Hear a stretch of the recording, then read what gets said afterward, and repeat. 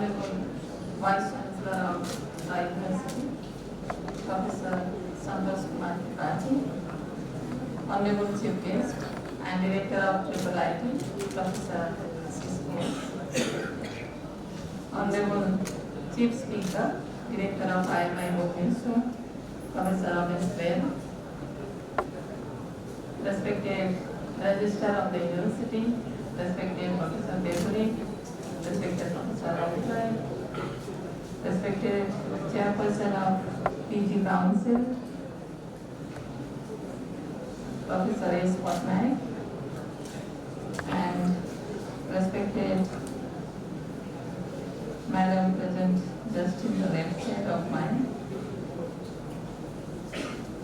and all the esteemed guests, speakers, invited dignitaries, faculties and their students.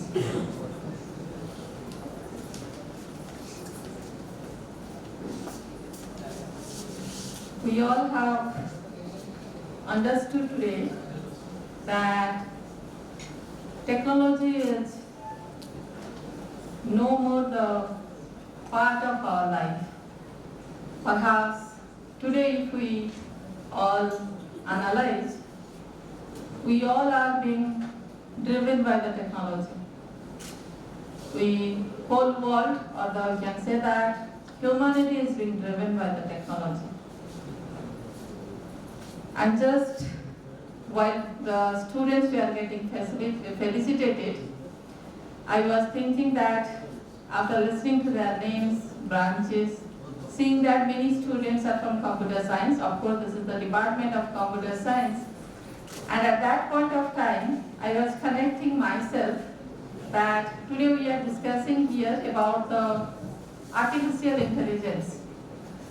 And many times we are listening that because it is artificial, it may be the threat for the humanity, because it is coming in a big way, it may replace the human intelligence. Many things, many rumors, many analysis, many views are being created in and around us. Of course, I remember while we were in the university, the colleges, at that point of time, perhaps the computer was getting introduced. And we all have witnessed, maybe our generation is the most, I can say that, our generation, those who have seen the transformation in this world. While we are in the university and colleges, we have seen that while the computers were coming, we all are discussing that there will be 90% job loss, there will be 70% job loss. Many people are going for the strike. I remember in many PSUs, the people are going for the strike where the typewriters were replaced by the computers. They are saying that we all will be losing our jobs. But we all have witnessed, by taking the data from history, if we analyze, always technology has supported the humanity.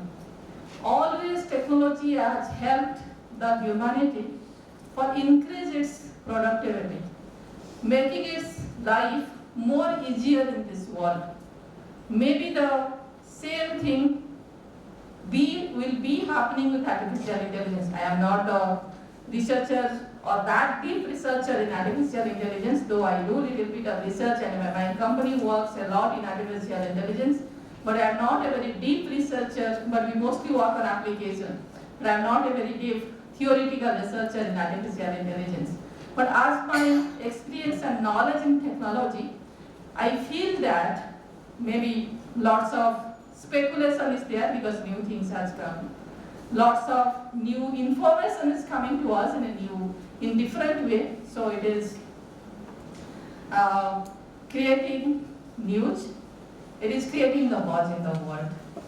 But till now, whatever innovations has come through artificial intelligence, or being one entrepreneur who is working on different concepts of artificial intelligence. In my company, starting from healthcare, my company, I started just in 2021 after spending 25 years in academics, because I thought perhaps spend not many years in academics, let's see what really is there in entrepreneurship. I was the chairperson of K Technology Business Incubation Center, where many entrepreneurs work on their ideas. So while talking to them, interacting with them, and with many students in the university campus, I realized that what is the difficulties in entrepreneurship? Let me experiment. Maybe I love to innovate. I love to challenge myself. So I started this company thinking that in this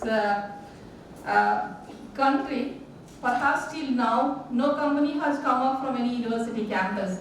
During COVID, what I did, I spent my time, most of the time, by reading Vedas. I read all 4 Vedas, many Upanishads at that point of time. I had completed 1 year lead course in Stanford. It's around 24-30 credit, 30 units course. As in executive education, it becomes unit course. After that, I continued for another 6 months as I thought that let's continue for another 6 months and get a tag of distinguished scholar. So I did it for and completed another 12 units. I did one postdoc in Taiwan because at that point of time, I did not have to visit there to visit to Taiwan, and I did it in online. That was allowed because of the COVID.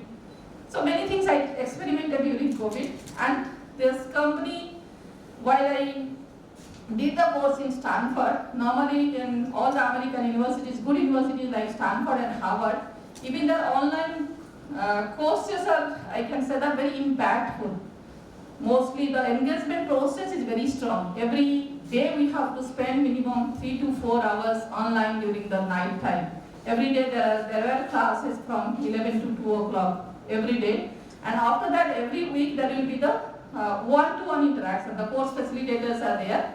Every week they will be interacting. So during that process, in the way they were teaching, I was too much fascinated by them. They were using the Zoom. Today we all are accustomed with Zoom, but in 2019, 2020 perhaps, none of us knew that what really Zoom is. So they are taking us around the campus. They are showing us many companies started from the Stanford campus and how they are working in the real world.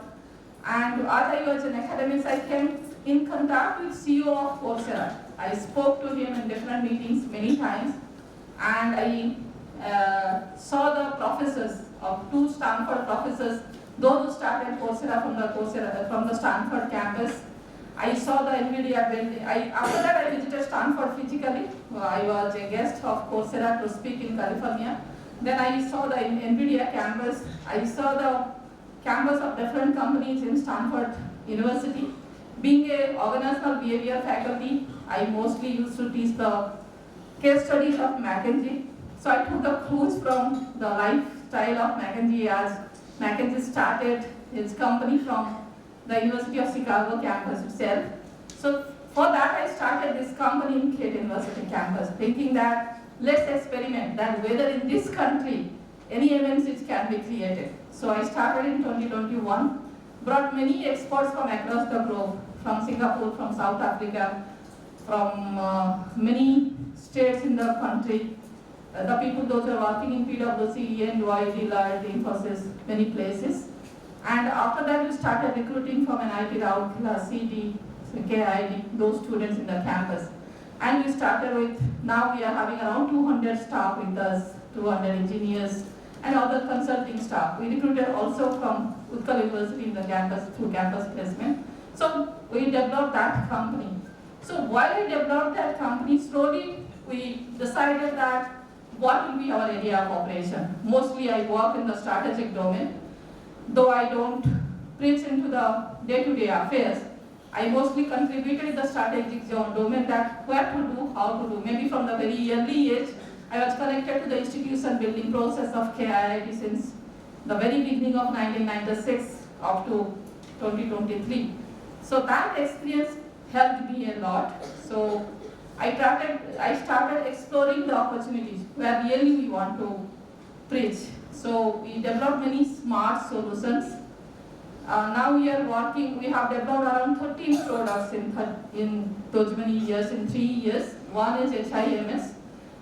Perhaps that is one of the unique products we have tried to bring the patients, the public, all types of hospitals, CMC, PSC, district hospital, the medical college and hospital of any state together. We have developed a very holistic product, and we have put AI in analyzing the patient, type of patients and type of diseases. So in those two places, the AI has been used, and to analyze the behavioral pattern and the medical prescription details of the doctors, whatever they do, like suppose for a particular disease, 10 doctors are there, what type of medicine they are prescribing for what type of symptoms.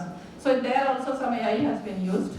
So another 10 to 12 products, as I said, is mostly IoT, perhaps it is taking lots of time. It's mostly IoT and AI based. We are also in the process of developing a product in sustainable manufacturing. We are closely working with a very big company in the state, in Sambalpur. I don't know whether I should take the name or not, but we are in constant touch with them. There are few officials engaged in our company for advising my developers and consultants in developing this product in sustainable manufacturing. Mostly we are focusing there how to optimize the use of the machines, how to reduce the wastages, how to reduce the I can say that time of production, optimize the timing. Then we are focusing that nowadays most of the machines, they are having the data recording processes. But till now, no process we have developed how to connect with those data and give the optimum solution. There were some pitfalls are happening because my technical team had visited that company, aluminum company in Sambalpur, and they had given one problem to them that whenever the alumina is coming, then when the aluminium is being produced, there is a big gap while they are calculating the losses and the production. Then what can be done? What you can give us the solutions for that? So like that, they have given us around 17 use cases to address their problems. So many things, or I can say that now slowly artificial intelligence is progressing into each and every level. We have developed the product for asset management. We have developed the product for transport management, the ISBT, the Bermuda Boston, the whole IT system has been provided by our company. We are providing the ERP solutions also to many institutions, educational institutions. We have already done in the state of Odisha in World Skills Center. And we are very strong in consulting in education and healthcare. Education, healthcare, then biodiversity and forestry. So all the consultants have been appointed from many reputed institutions. So while coming to AI, slowly we are finding that artificial intelligence, only we are listening, the birds we are listening, but we will be finding maybe in 1 or 2 years. While I started my company, after 6 months we started producing the humanoid robots. And while producing the humanoid robots, we have supplied in kit. You can see in the kit website, in the social media, that those robots are welcoming the students. They are acting as the assistants, in the front office executives. They are helping the students for getting the rooms in the hostels. They are helping the students or the speakers to prepare their notes. They are offering them.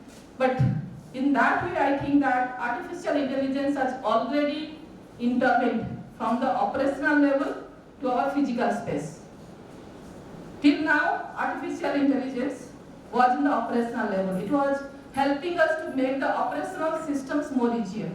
But while it came to robotics, or it came to humanoid robots, or robots in many forms, if you go to big industry, steel industry, aluminum industry, you'll be finding different type of robotics activities, robots there itself. They have entered into the physical space. And only one difference is there till now in artificial intelligence and human intelligence. It is not connected to the biological or the emotional sensibility. Though those robots, artificial intelligence, is able to help the people to create emotions in themselves, but has never helped the people.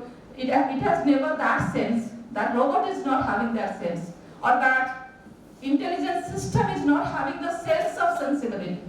Only that difference is there till now. We all don't know what will happen in future, but I am very much, I can say that as we are seeing the intervention of artificial intelligence in agriculture, it has substantially increased the productivity of the land or in productivity in different crops and all which has been experimented in this country itself. We have also developed a product for that. Second, we are seeing in manufacturing, it is increasing the productivity of the people, of the machines a lot, but the chat GPT, your chat box, while the artificial intelligence has entered into the language, perhaps that has created the maximum buzz in the world.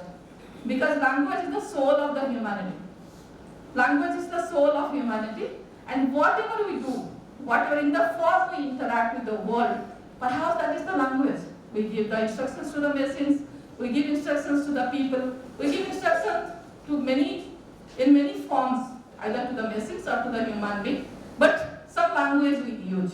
But when this artificial intelligence had entered into the language field, I don't know that, I was just thinking before a few days we all are discussing in our team, whether in future there will be writers or poets or not.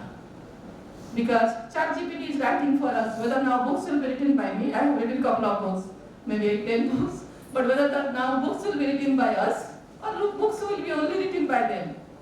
Of course, if I say that ChatGPT is writing the books, till now it is based on some formula, based on some algorithm. You all know you are in computer science, but maybe the emotions, thoughts, experiences, and its reflections, till now whether it is being reflected, not reflected, we all don't know how it is. Don't know, of course we all know, but up to which limit it is correct. How much those emotions are being reflected, and whether those reflections are correct or not, maybe that sort of analysis has not yet happened.